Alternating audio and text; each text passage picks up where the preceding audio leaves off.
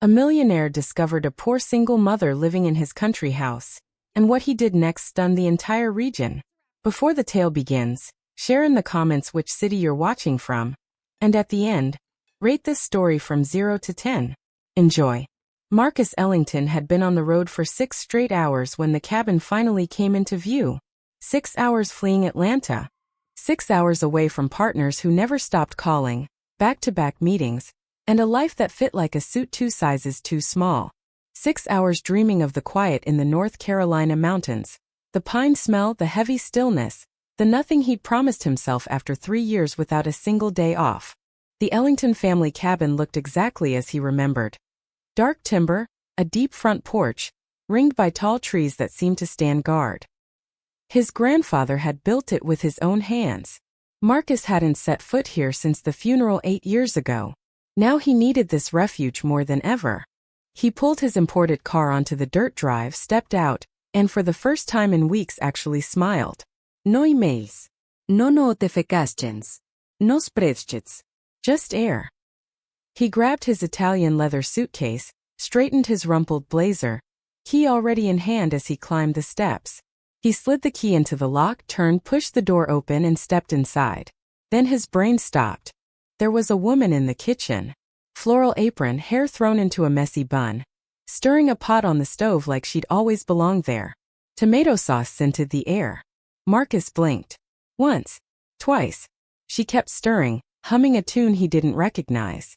Something smacked into his shin. He looked down. A boy of about 7, plastic sword in hand, glared up at him with the fury of a tiny medieval knight. "Are you the dragon?" the boy asked, deadly serious. Marcus opened his mouth. Nothing came out. "Liam," the woman called without turning. "How many times do I have to tell you not to attack strangers?" "But Mom, he looks like a dragon." "Look at his face." Marcus finally found his voice 3 octaves too high. "Excuse me." The woman turned. Time froze. Brown eyes that held all the colors of autumn. Freckles across her nose. A smear of sauce on her cheek. Her expression flipped from surprise to anger in half a second. "Who are you?" she demanded, gripping the wooden spoon like a weapon. "Who am I?" Marcus sputtered. "Who are you?" "This is my house." "Your house," she repeated. "My house." That's when his gaze landed on the living room. His grandfather's leather sofa was draped with a multicolored crocheted blanket. The coffee table held a lime green plastic dinosaur, 3 headless dolls, and what could only be the remains of a peanut butter and jelly sandwich. Marcus stared at the dinosaur. The dinosaur seemed to stare right back. "Why is there a Tyrannosaurus on my sofa?" "It's a Brachiosaurus," the boy corrected, still brandishing the sword. T-Rexes have tiny arms. Everybody knows that. "I did not know that," Marcus said, wondering why he was debating dinosaurs with an intruder under 4 feet tall. "Mom!" "Liam!" A little girl of about 4 barreled out of the hallway, blonde hair flying, clutching a stuffed rabbit by one ear. "Mommy, Mr. Carrot peed in the bed again." "Emma, Mr. Carrot is stuffed. Stuffed animals don't pee. This one does." A vein throbbed in Marcus's temple. He had planned this trip for weeks. Long mornings sleeping in. Coffee on the porch staring at the mountains. Maybe a book. Absolutely zero human contact for at least 10 days. At no point had his plan involved an entire family living in his cabin. "Listen," he began, aiming for authority and landing closer to hysteria. "I don't know who you are or how you got in here, but I'm calling the police right now." He yanked his phone from his pocket with a flourish. The woman put the spoon down and walked toward him. Something in her gaze made him step back before he realized he was doing it.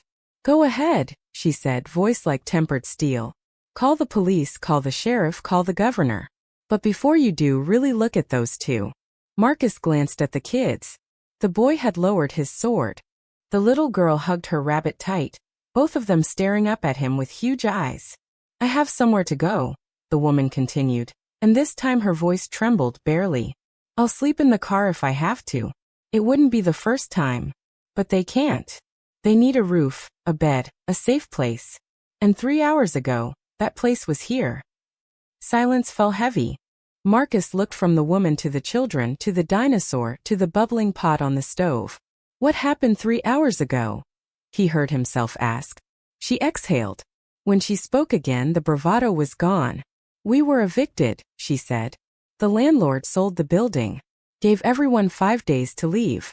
Most had somewhere to go. I didn't. She swallowed. A neighbor mentioned this cabin. Said it had been empty for years. That no one ever came. She glanced around. She was clearly wrong. More silence. Emma inched forward and tugged at Marcus's pant leg. He recoiled like she was radioactive. Mister, she asked, tilting her head. You're really tall. Does your head hurt up there? What? Liam says tall people get headaches because the body can't send thoughts that far. That doesn't make any sense. Yes, it does, Liam said. The brain sends electrical signals. Electrical signals get weaker over distance. You'd know that if you weren't a dumb dragon. I have a degree in systems engineering from MIT, Marcus snapped. Then wondered why he was defending his intelligence to a 7-year-old. What's MIT? Liam asked. A university. One of the best in the world. Better than Emma's school? Emma's school is daycare, Emma announced. So what? I learned to tie my shoes last week. Do you know how to tie your shoes? Marcus looked down at his feet. Italian loafers. No laces. Liam followed his gaze and smirked. Thought so. Despite everything, the woman let out a half-stifled laugh. When Marcus glanced at her, her expression was neutral again, but there was a flicker in her eyes. Sorry, she said. Liam's in a phase of questioning authority. It's not a phase, Liam corrected. It's a lifestyle. Marcus rubbed his face. This was not happening. He had come for silence. Not a mother with autumn eyes, an argumentative boy, and a girl convinced her rabbit had bladder issues. Fine, he heard himself say. One night. The woman's brows rose. What? One night, he repeated, already regretting it. You can stay for one night. Tomorrow we'll figure something out. He glanced around for escape. I'll sleep in the back room. The back room is where we're staying. Then I'll sleep on the couch. The couch has a brachiosaurus. I'll sleep in the car, he exploded. On the roof. Hanging from a tree. I don't care. I just need, his voice cracked. I need 5 minutes of quiet to process that my cabin was invaded by a family that includes a child paleontologist and a girl whose rabbit allegedly pees. Emma tugged his pant leg again. What now? He asked, defeated. Do you want a cookie? She asked solemnly. Mommy made cookies. They help when we're nervous. He looked down at her serious little face, at the ragged rabbit dangling from her hand.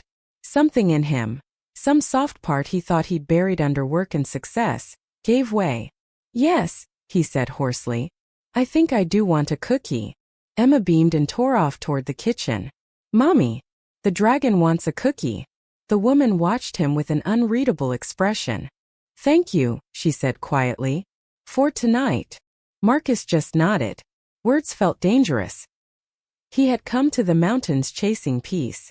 But as he watched Emma dash back with a star-shaped cookie, as Liam resumed slaying invisible enemies with his plastic sword, as the woman Clara, he'd heard the kids call her, rushed to rescue the now-smoking tomato sauce, he had the distinct, unsettling sense that his carefully planned life had just taken a turn not found on any map.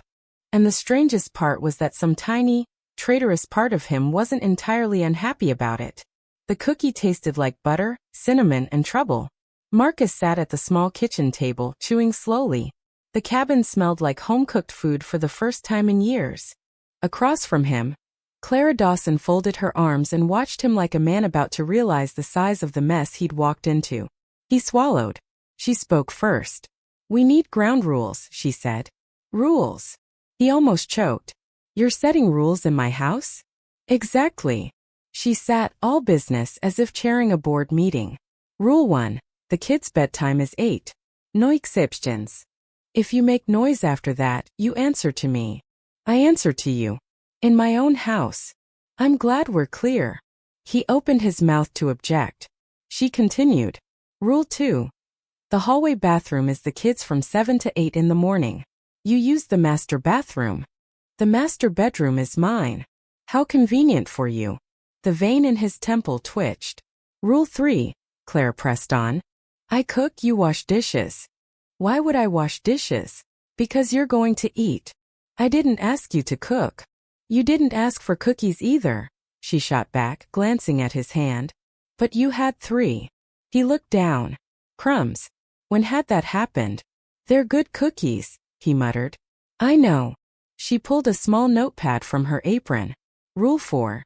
There's more. Mr. Ellington, I'm just warming up. She really had a list. Marcus couldn't decide if he was horrified or impressed. Rule 4. Liam will ask questions. A lot of them. About everything. You don't have to answer, but if you answer wrong, he'll correct you. Publicly. Answer wrong. Yesterday he asked the mailman about the terminal velocity of an African swallow. The poor man admitted he didn't know.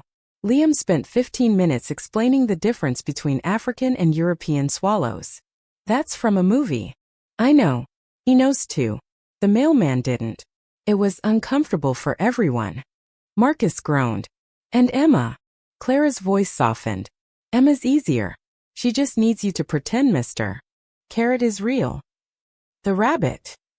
He has feelings. She sighed. And bladder issues, apparently.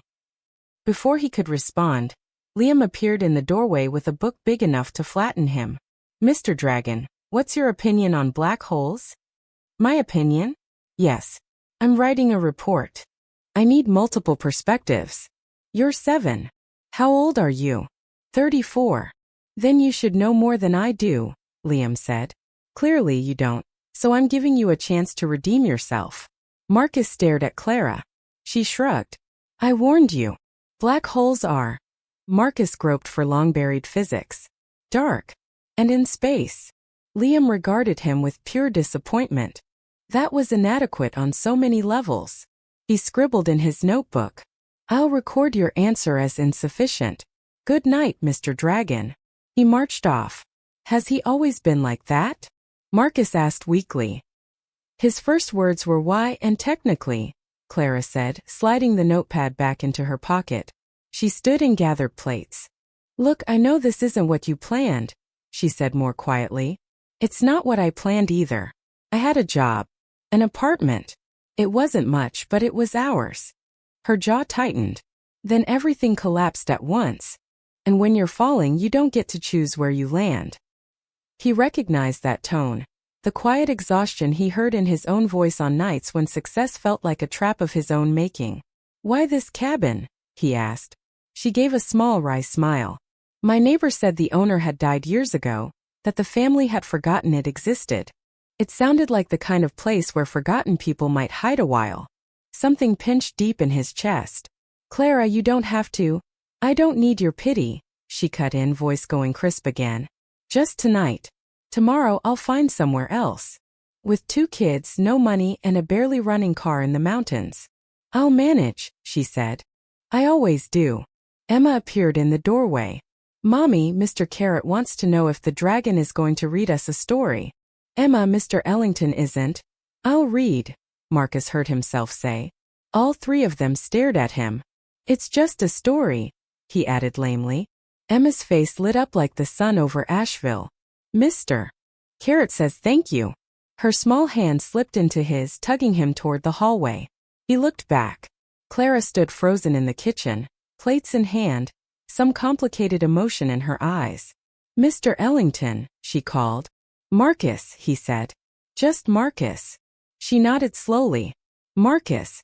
Thank you for not calling the police. He should have called. Every instinct said so.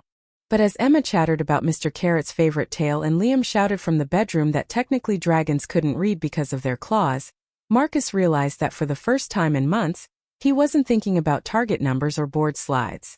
He was thinking about how a 4-year-old had taken his hand like it was the safest thing in the world. It was terrifying. It was also the best he'd felt in years. The bedtime story took 43 minutes. 7 read that part again, please. And a heated debate with Liam on whether dragons were thermodynamically viable. When the kids finally fell asleep, Marcus staggered out. You survived, Clara said in the dim hallway, almost smiling. Barely. They stood there, too far apart and far too close all at once. One night.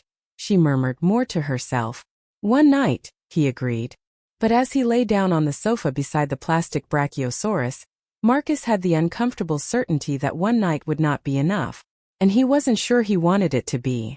What he didn't know was that at 7:12 the next morning, a sheriff's cruiser would screech to a dusty stop outside the cabin, and Deputy Hank Wheeler would turn all of it into something even bigger. The cruiser arrived with a spray of red clay that could have coated 3 counties.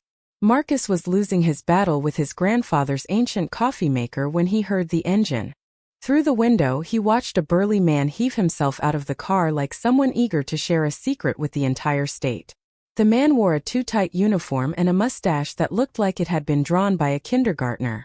"Morning, cabin dweller," he bellowed, taking the steps 2 at a time. "Deputy Hank Wheeler, Buncombe County Sheriff's Department. Here to investigate suspicious activity." Marcus opened the door before it could be kicked in. Suspicious activity? Lights on at night. Hank ticked items off on his fingers. Smoke from the chimney. People moving around. This place has been empty 8 years. 8. Then suddenly life. Very suspicious.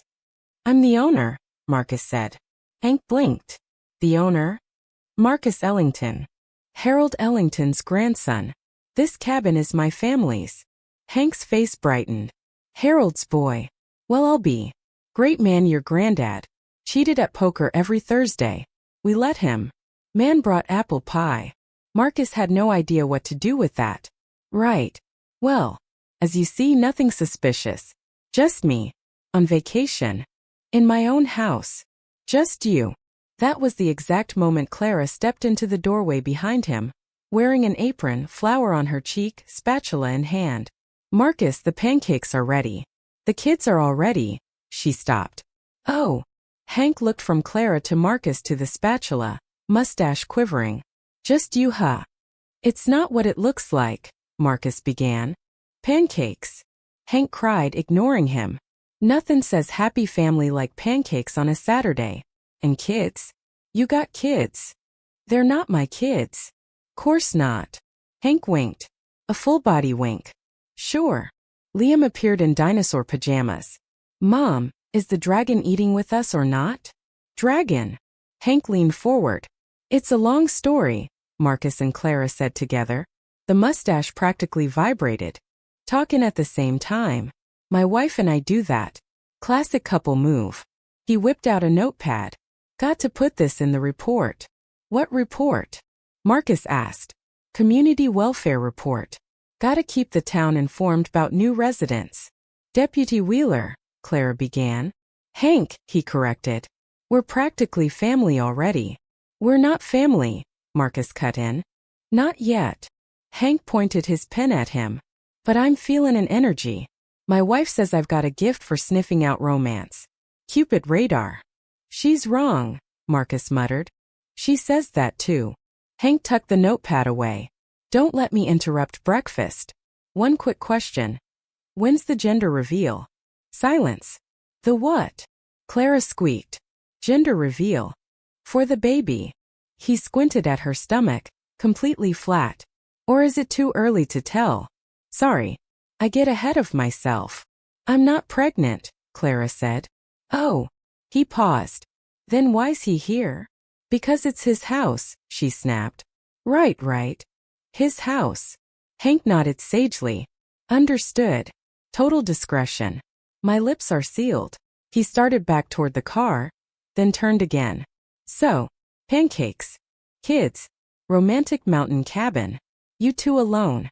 And nothing is happening. Nothing at all." "Nothing." Marcus all but shouted. "Perfect." Hank grinned. "I'll put you down as in denial.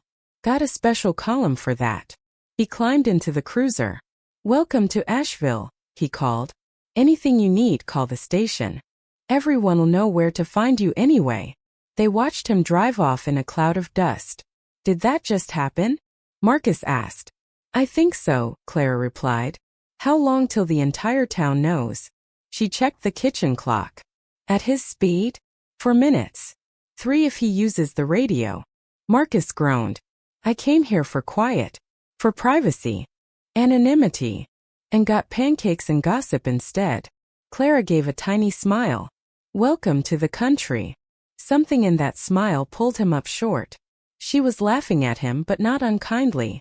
It tugged him toward laughter, too. You think this is funny? He asked. Your reputation just exploded with mine. My reputation, she said, the humor faltering. Single mom, no steady job, living where I shouldn't. People already talk. At least now they'll have something interesting to say. He saw the weight beneath her shrug, the layers she hid behind sarcasm. Mr. Dragon. Emma's voice floated from the kitchen. Your pancake has a bare face. Come see. He took a breath. One night, he'd said. It was now morning, and he already had no idea how to put any of it back.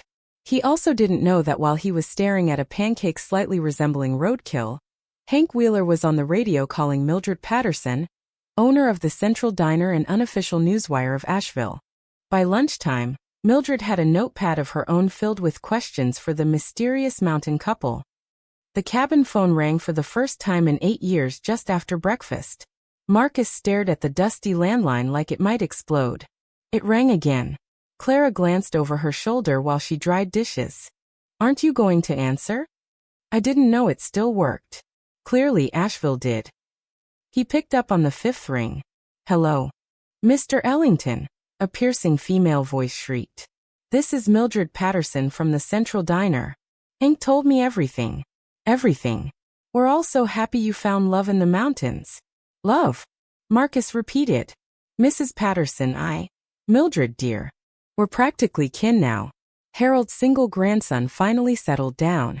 Your granddaddy be proud. When are you bringing that young lady and the kids down so I can meet 'em? We're not. That's what they all say at first. She laughed. Anyway, apple pie'll be ready at 3.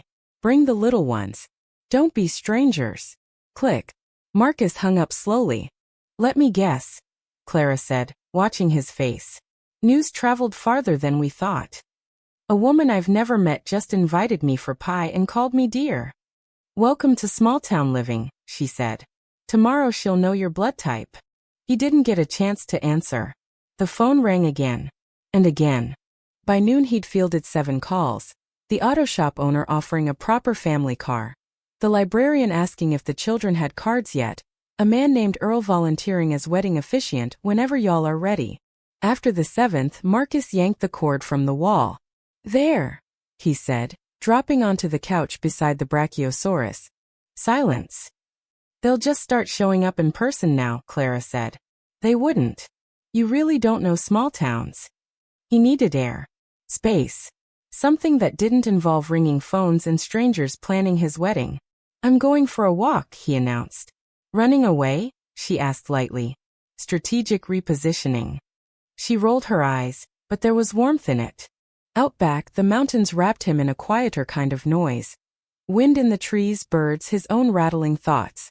He spotted Clara's car under a tree hood slightly ajar. He remembered her telling Liam yesterday, not realizing Marcus heard, that the engine made a scary noise. He told himself he'd just take a quick look. 5 minutes. 40 minutes later, he was elbow-deep in grease, having replaced a belt, cleaned the plugs, and discovered an oil filter that belonged in a museum. What are you doing? Clara's voice made him smack his head on the hood. He rolled out and sat up. Checking. Checking. The hood was open. It felt irresponsible to ignore. I opened it yesterday and forgot to close it. Oh, now it's fixed, he said. She studied him, arms crossed, eyes too perceptive. Why? Why what? Why fix it? You could have called a mechanic. Or pretended you didn't notice. Instead, you're out here covered in grease repairing the car of a stranger who invaded your house. You have 2 kids, he said before he could stop himself, and a car that barely runs. Up here. If something happened, he trailed off, not sure how to finish. You're strange, Marcus Ellington. Thank you. It's not a compliment. She paused. Not exactly an insult either. I'm undecided. Emma slammed into his legs in a hug that nearly toppled him. Mr. Marcus, you fixed Mommy's car. How did you? I was being discreet, he protested. Liam saw from the window. He said you look like a dragon mechanic. Emma, I'm dirty. Your clothes. I don't care. She squeezed harder. Mommy said the car was going to die. You saved it. I didn't save. You're a hero. He looked helplessly at Clara. She was biting her lip not to laugh. Help, he mouthed. You did this to yourself, she mouthed back. Liam came down the porch steps with a sheet of paper. Mr. Marcus, I made you something. If it's a quiz on black holes, I still haven't studied. It's not a quiz. It's a drawing. Marcus pried himself from Emma and took the paper. His breath caught. For stick figures in front of a house. A woman with long hair, a boy holding a sword, a girl clutching a rabbit, and a tall man in a suit with what Liam had clearly tried to make a serious expression. Underneath in crooked letters, our family. He stared so long Liam fidgeted. Don't you like it? His voice came out rough. I like it. You look weird. This is my normal face. Your normal face is weird, Liam said matter-of-factly. Marcus couldn't tear his eyes from those two words. Our family. He thought of his own childhood. Expensive houses, parents always gone. Christmases staffed by well-paid kindness. No one had ever drawn him into a family picture. No one had ever instinctively counted him as theirs. Marcus? Clara's voice was gentle. You okay? He cleared his throat. Yeah. I just need to put this somewhere safe. He folded the drawing carefully and slid it into his shirt pocket. I knew you'd like it, Liam said. Dragons love treasure. Yeah, Marcus managed. I guess they do. That afternoon, Clara brought him a mug of coffee on the porch. One sip stopped him. How did you? You complain about everything, she said. But not yesterday's coffee. So I paid attention. Nobody ever paid attention like that. To how he took his coffee. To the small, unpolished parts of him. He opened his mouth to say thank you. That's when he heard the engine. A sleek car crawled up the dirt road, dust swirling around it. Out of place in the mountains, but perfectly at home in Atlanta. Marcus recognized it before he saw the plate. His stomach dropped. Who is it? Clara asked, catching his expression. My past, he said. Coming to collect. The car stopped. The door opened. Sloane Whitford stepped out, flawless as always, white blazer untouched by red clay, heels sinking into dirt that seemed offended by them. Her eyes swaggered briefly over the cabin, over Clara on the porch, the kids in the yard, then settled on Marcus with cool, cutting amusement. Marcus, darling, she purred. When they told me you fled to the mountains, I pictured a luxury lodge. Not this. He moved down the steps without thinking, putting himself between Sloane and the porch. Sloane, what are you doing here? Saving you from yourself, apparently. She lifted a leather briefcase. I brought the merger documents. TechVance needs your signature by Friday. I told you I needed time. You said that 2 weeks ago. Her gaze slid to Clara again. Now I understand the delay. Clara stood, smoothing her flour-smeared apron. Clara Dawson. She held out her hand. Sloane stared at it like it was something distasteful on the sidewalk. After a beat, she shook it lightly. Sloane Whitford, she said. Marcus's partner. Ex-fiancé once upon a time. And you are what exactly? The squatter. Cabin invader, technically. Clara said with a sweet smile. There was an eviction, a nosy deputy, and a plastic dinosaur involved. Cookie. I don't eat carbs after 11. How tragic, Clara murmured. They're very good.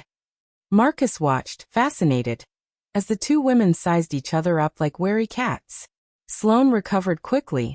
Well, Clara, it's lovely to meet Marcus's housekeeper. He's always needed someone to handle domestic things. Never had much talent for real life. I'm not a housekeeper, Clara replied. No. Sloane's brow arched. Then you're? Technically, Clara said calmly. A temporary occupant who makes excellent coffee and has 2 children who think Marcus is a dragon. In the powerful mythical creature way, she added. Not the fire-breathing disaster way. Marcus wanted to sink into the floor. How charming, Sloane said, making the words sound like pathetic. She pulled out the file. Marcus, we need to talk. Alone. Whatever you need to say, you can say here. Are you sure? Her eyes flicked to Clara. I'd hate to bore your friend with corporate matters. I love corporate matters, Clara said brightly. They're my second favorite topic. Right after dinosaurs. Before bladder-challenged rabbits. Marcus coughed to hide a laugh. Sloane, for once, looked slightly off balance. Fine, she said. TechVance is nervous. Investors are nervous. You disappear. You don't respond to emails. Rumors start. They're questioning your capacity to lead. Some think you need a more permanent vacation. Are you threatening me, Sloane? Marcus asked. I'm informing you. She stepped closer, lowering her voice, but not enough to shut Clara out. Look around, Marcus. This isn't you. Old cabins. Kids. Women making cookies. You built an empire. Are you really going to throw it away for a premature midlife crisis? I'm 34. And you're acting retired. She set the contract on the porch table. Sign. Come back to Atlanta. Take your life back before you lose it. Clara's voice cut in. Can I ask something? Sloane turned her way, annoyed.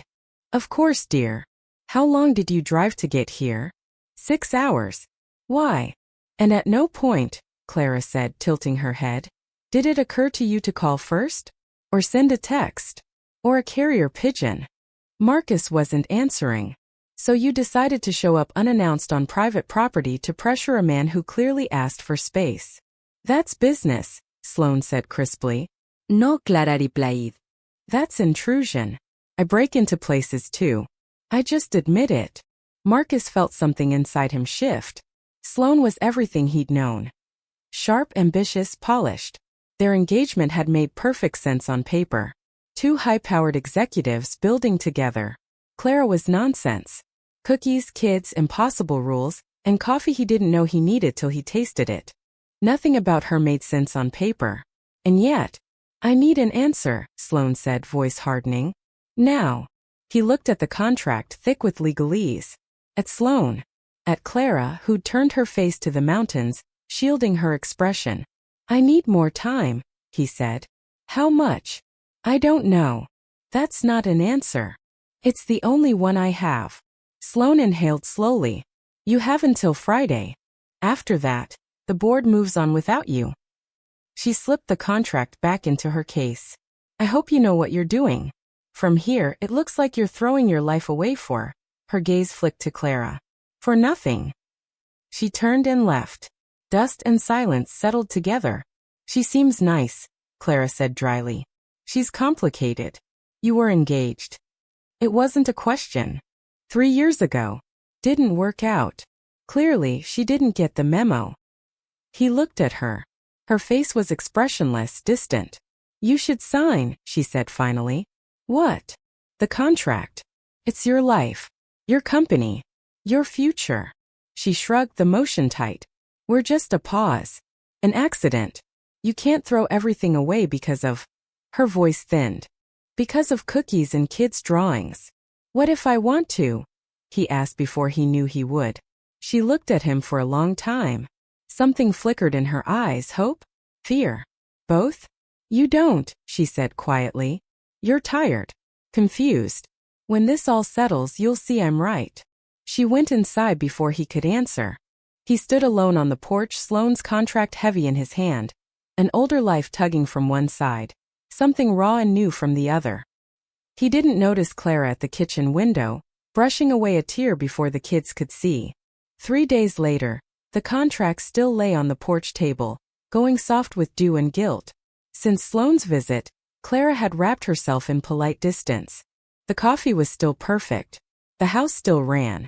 But the smiles were rare, the conversations clipped. You hate it, she said over breakfast, not looking up. You need to leave this cabin. You're growing roots on the sofa. I'm fine. You watched the same penguin documentary 3 times yesterday. It was informative. It was depressing. The penguins were sad. You were sadder than the penguins. Penguins don't get sad, Liam interjected. They're biologically adapted to extreme environments. Their melancholic appearance is human projection. Both adults stared at him. Where did you learn projection? Marcus asked. In a penguin documentary. Clara pushed back her chair. Get up. We're going for a walk. What walk? In the mountains. With your legs. One in front of the other. She was already grabbing a backpack. The kids are coming. You need fresh air and vitamin D before you actually become a sad penguin. I don't want to. I didn't ask what you want. An hour later they were on a trail Marcus hadn't known existed. Under trees so tall they seemed to hold up the sky. Emma skipped ahead with Mr. Carrot pointing out cloud animals. Liam catalogued insects in a notebook. You know these paths well, Marcus said. My grandmother lived in Asheville, Clara replied, stepping over roots with practiced ease. I spent summers here. When things got bad, I'd hike up and pretend the rest of the world didn't exist. Did it work? Sometimes. She glanced at him. What was your refuge? Work, he said automatically. I guess. That's not refuge. That's escape. What's the difference? In refuge you come back renewed. In escape you come back more tired. He had no answer. They walked in companionable quiet a while. The sound of leaves underfoot, birds overhead. Emma explaining to Mr. Carrot that a particular cloud was a dinosaur eating ice cream. Can I ask you something? Clara said at last. Depends. Why did you really come here? Not the vacation version. The truth. He walked several steps before answering. I had a panic attack, he said finally. In the middle of a board meeting. 30 executives watching me forget how to breathe. Clara stopped. I'd spent 10 years building that company, he went on. Hit every goal. Got everything I thought I wanted. And one day I'm at the top, surrounded by it all, and I feel nothing. No joy. No pride. Just bone-deep exhaustion. They'd come to a small clearing where sunlight filtered through branches in soft gold beams. So you ran, Clara said without judgment. I needed to see if there was anything left of me outside of work. Any part that wasn't numbers and contracts. And have you found it? She asked. He looked at her. At the freckles on her nose. The worry lines at the corners of her mouth. I think I'm starting to, he said. The air between them shifted, charging. Clara looked away first. We should keep going. The kids. Her foot caught on a root. She stumbled. He grabbed her automatically, one hand on her arm, the other at her waist. She clutched his shoulders. Suddenly they were very close. Close enough for him to see a tiny scar near her eyebrow. Close enough to feel her quick breath. Clara, he whispered. Marcus, she replied. He leaned in. She didn't pull away. The world shrank to the inch of space between them. Mr. Marcus. Mom. Look. They jumped apart so fast he nearly tripped on the same root. Liam came barreling toward them, holding something that glittered in the sun. It's quartz, he panted. With mineral inclusions. Could be over 1,000 years old. That's older than you, Mr. Marcus. Appreciate that, Marcus said faintly. You're welcome. Liam held the rock up. I'm naming her Gertrude. He dashed back up the path. Emma, come meet Gertrude. The silence they left behind felt thick. Marcus glanced at Clara. Her cheeks were pink. She stared very hard at the trees. So, he said. So, she echoed. That was nothing, she cut in quickly. Gravity. We tripped. You tripped. We should go back, she blurted. Lunch. Laundry. Things. She strode ahead. He followed, frustration twisting inside him alongside something far more frightening. By the time they got back, the safe, careful distance between them had snapped back into place. Neither mentioned the almost kiss. Neither stopped thinking about it. The phone call came at 9 that night. Clara answered, expecting a wrong number. Clara Dawson. This is Sloane Whitford, the voice said, crisp and cold. We need to talk. Tomorrow. 10 a.m. Central Diner. Come alone. The line went dead. The next morning, Marcus left early to sort out some car paperwork in town. Clara stayed behind with the kids, or said she would. As soon as his car disappeared down the road, she walked Liam and Emma to the neighbors, kissed their heads, and drove to Asheville. Sloane was already at the diner, immaculate at a corner table, untouched tea in front of her. Beside it lay a check. A check with 6 zeros. It's generous, Sloane said, crossing one leg over the other. Enough for a nice place. Good school. Some savings. You're paying me to leave, Clara said flatly. I'm offering an opportunity. Sloane's smile didn't reach her eyes. You're bright. You must know this isn't real. Marcus is exhausted, confused. You're convenient. A distraction, Clara said. Don't be offended. Men like Marcus go through phases. They run to the country, dabble in the simple life, play at not needing what they built. Sloane leaned in. But they always come back. And when he does, you'll be a story he tells at corporate dinners. Clara swallowed. He's not like that. I was engaged to him for 2 years. I know him better than he knows himself. Sloane nudged the check toward her. Take it. Give your kids stability. Let Marcus return to where he belongs. Clara glanced out the window. Mildred was sweeping, but really craning to read their lips. How long? Clara asked. What? You were engaged for 2 years. Broke up 3 years ago. So how long did it take him to get over you? She held Sloane's gaze. If you know him so well, you must know. Or had he already started to move on before you ended things?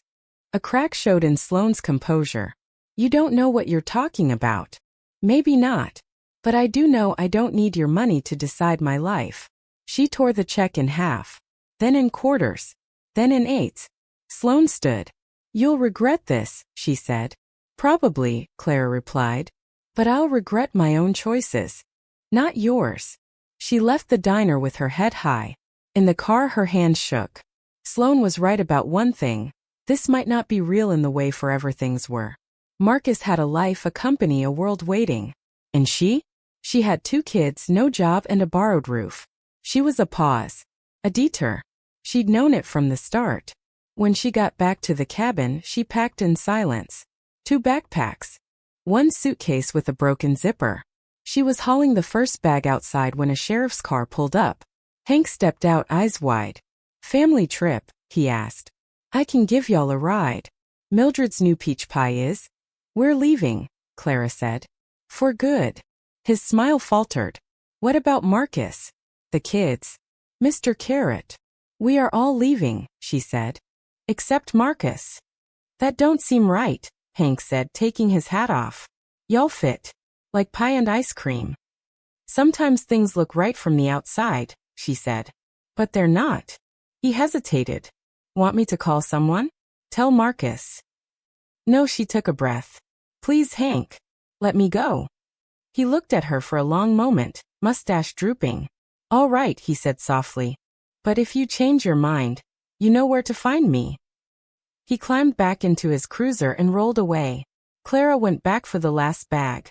That's when she saw the notebook on the floor, her old blue one, pages splayed. Her goals, fears, scribbled prayers. Next to it stood Marcus, holding it. Where did you find that? She croaked. Under the couch. His eyes were red. And this? He held up another notebook, one of Liam's. The last page showed her own handwriting. I don't deserve someone like him. But for a moment it was nice to pretend. You were leaving, he said. It's best, she whispered. For everyone. For who? He demanded. Because it's not for me. Sloane came, Clara said. She said I'm a distraction. Maybe she's right. You have a whole life out there. I'm just complicating things. And you believed her over me? He asked quietly. I believed what I already feared. He crossed the room. Then let me tell you what I know. For the first time in years, I want to get out of bed. Your son calls me a dragon. Your daughter gives me cookies. You make me want to be better at everything. Marcus, if you leave, he said, voice shaking, you take the only thing that's made me feel alive in a decade. I'm scared, she admitted. Me too, he said. Maybe we can be scared together. A tear slipped free. Emma appeared in the doorway, clutching Mr. Carrot. Mommy, why are the bags in the car? Clara looked at her daughter, then at Marcus. Because thunder cracked overhead so loud the cabin shook. The storm had arrived. Lightning flashed, turning the windows white. The next crack of thunder rattled the cupboards. The lights flickered once, twice, then went out. Emma whimpered, hugging Mr. Carrot. It's loud. I know, baby, Clara said, wrapping her close. It'll pass. Marcus was already lighting candles, moving through the dark with brisk efficiency. Liam appeared, Gertrude clutched in one hand. Technically, he said, his voice trembling only a little, thunder is just sound waves produced by rapid air expansion due to lightning. There's no logical reason to be afraid. Are you scared? Marcus asked. No. I'm making scientific observations. Pause. Can I make them in your room? Come on. No one slept. The storm roared around the cabin, wind howling, trees groaning. Rain pounded like fists on the roof. Around 3 a.m. Emma started to shiver. First Clara thought it was fear. Then she touched her daughter's forehead. Marcus. He was at her side instantly. What is it? She's burning. His fingers brushed Emma's skin. Heat throbbed through his palm. How high? Clara dug in the backpack for the small thermometer. 103.1. She blinked. 103.6. Does she get fevers like this? He asked. Sometimes when she was a baby, Clara said. Never this bad. Emma's eyes were unfocused. Mommy, Mr. Carrot's cold. Hospital, Marcus said. The roads. I'll drive. Marcus, have you seen? I will drive, he repeated. 5 minutes later, they were in his car. Emma lay in Clara's lap, wrapped in blankets. Liam sat beside them, white-faced, gripping his sister's hand. It'll be okay, he told her, and himself. Most childhood fevers are viral and self-limiting. Thank you, Liam, Clara whispered. You're welcome. I researched it when Mr. Carrot had a fever last month. For practice. Marcus gunned the engine. The rain was a solid sheet. The nearest hospital was 40 minutes away, in good weather. This is insane, Clara said as the car slid slightly on the muddy drive. She'll make it, he said. They hit the main road only to find a barricade. 2 cruisers, lights flashing. Marcus rolled down the window. Rain poured in. Roads closed, the officer shouted. Tree down a couple miles ahead. You'll have to detour on Route 9. I have a child with a high fever, Marcus yelled back. I need the hospital. The officer peered into the back. Clara clutched Emma, the girl's face too pale, her lips too red. 3 miles back, the officer said. Left at Route 9. Adds 20 minutes. It's the only way. Good luck. They didn't have 20 minutes. But Marcus had no choice. He reversed, turned onto the narrow, twisting Route 9. The road was a dark snake through the storm. Minutes stretched. Rain hammered. Thunder rolled. She's hotter, Clara said. She's not sweating anymore. Is that bad? Just hold her, he said, pressing harder on the gas. Emma murmured nonsense. Mommy, dragons are flying. I know, baby. They're good dragons. Protecting us. Mr. Carrot wants water. He'll get some later. Just rest now. Liam cried openly now, but quietly. How much longer? Clara asked. 10 minutes. The longest of their lives. When the hospital lights finally cut through the rain, Clara's strangled sob filled the car. Marcus screeched to a stop under the ER canopy, rushed to the back seat, gathered Emma into his arms, and carried her inside, shouting for help. Nurses swarmed. A gurney appeared. Rapid questions. Age, weight, how long with fever? Allergies. They wheeled Emma away. The door swung shut between mother and daughter. I'm her mom, Clara cried, trying to follow. I know, a nurse said gently, blocking her way. You have to wait here. Let us help her. Clara stood, soaked, shaking, staring at the closed doors. Marcus slid his hand into hers. I can't lose her, she whispered. I can't. You won't, he said. She's tough. Like her mother. Liam appeared, clutching Mr. Carrot. Emma told me to take care of him while she's busy, he said in a tiny voice. I promised. Clara pulled him into a hug. You're the best big brother in the world, she said. I know, he said, voice cracking. She's gonna be okay, right? She will, Clara said. She has to be. The hours blurred. Cold coffee, plastic chairs, fluorescent lights. Marcus's hand never left hers. At 6 a.m., a doctor finally approached, expression unreadable. Clara forgot how to breathe. She's going to be fine, he said, catching her elbow before her knees buckled. Viral infection. High fever. She responded well to meds. She's awake and asking for Mr. Carrot. Her rabbit. Clara laughed and cried at the same time. She can have him, the doctor said. One visitor at a time. Clara looked at Marcus. He nodded. Go, he said. We'll be here. Emma lay in a small room, tiny under the blankets but alert, wires and monitors blinking around her. Mommy, she whispered, face breaking into a weak grin. I flew with the dragons. You did. They were blue, with shiny wings. And Mr. Marcus was there. He was the king of the dragons, with a crown of fire. But the nice kind. It didn't burn. Clara kissed her daughter's damp forehead. You scared me more than all the dragons in the world. Sorry, Emma murmured. Where's Mr. Carrot? Liam's guarding him. Liam. Her eyes widened. But he doesn't know Mr. Carrot's scared of hospitals. I'm sure he's explaining everything scientifically. That's okay, Emma decided. Mr. Carrot likes science. An hour later, Emma slept again, this time peacefully, fever gone. Clara sat in the chair by the bed, Emma's hand in hers when the door opened. Marcus came in carrying 2 steaming cups. Liam's in the waiting room designing an immune system diagram, he said softly. For Emma. So she understands how her body fought the invaders. Of course he is, Clara sighed. Will there be a quiz? Probably. He handed her one of the cups. She took a sip and grimaced. This is awful.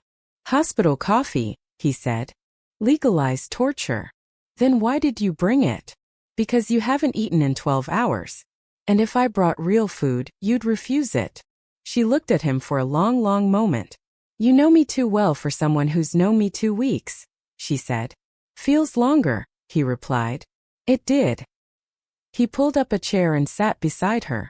They watched Emma sleep. I've never been so scared, he said quietly. When you said she was burning, I felt the ground go. She's not your daughter, Clara said. I know. He turned to her. But somewhere in the last 2 weeks she became my responsibility. Liam too. You as well. Her heart jumped. Let me finish, he said. I spent 10 years thinking success was just numbers and profit. I got all that. And it meant nothing without someone to share it with. Nobody ever cared about who I was without the title. Nobody made coffee the way I like it just because they noticed. Marcus, you broke into my cabin, he said with a ghost of a smile. With 2 kids and a stuffed rabbit and no shame. And in 2 weeks you turned my life upside down. I have nothing to offer you, she said. No job, no house. You could be with anyone. Why us? Because no one ever saw me before, he said simply. Not the real me. The guy who avoids shoelaces, reads dragon stories terribly, and actually likes fixing cars. You do know how to tie shoes, she protested weakly. Liam disagrees. Apparently, I fail at proper knot technique. She laughed through her tears. He corrects everyone. I know. He smiled. And I want him correcting me for a long time. The air thickened. You're serious, she whispered. More serious than I've ever been. I'm still scared, she admitted. Me too. He leaned closer. What if it doesn't work? She asked. What if it does? He countered. She didn't have a rebuttal. He moved in slowly, giving her space to pull away. She didn't. Their lips met in a soft, unsure kiss that still somehow felt like a promise. Monitors beeped. Lights hummed. Emma breathed evenly. It was imperfect. It was perfect. The door burst open. Hank Wheeler tumbled in, drenched, mustache dripping. I came as fast as I could, he gasped. Heard about the emergency, drove through the storm, nearly crashed twice, and he stopped. Where is everyone? Where's the minister? Mildred said, wait. There's no wedding. No, Marcus said. Emma was sick. We brought her to the ER. And she's okay? She's fine, Clara said. Sleeping. And you two are. Hank pointed between them, eyebrows high. We're talking, Clara said carefully. Talkin', Hank repeated, eyeing her reddened lips. With mouths like that, must have been some conversation. Clara flushed. I knew it. Hank crowed. Knew it from day one. Cupid radar. My wife says it's nonsense. It ain't nonsense. Hank, Marcus started. Maybe don't. Too late, Hank said cheerfully. All Asheville know by lunch. Get ready for visits. And pies. Lots of pies. He clapped Marcus on the shoulder and left as abruptly as he'd arrived. Claire and Marcus looked at each other. Well, she said. I guess that makes it official. Asheville decided for us. Seems like it, he said, taking her hand again. Do you mind? He asked.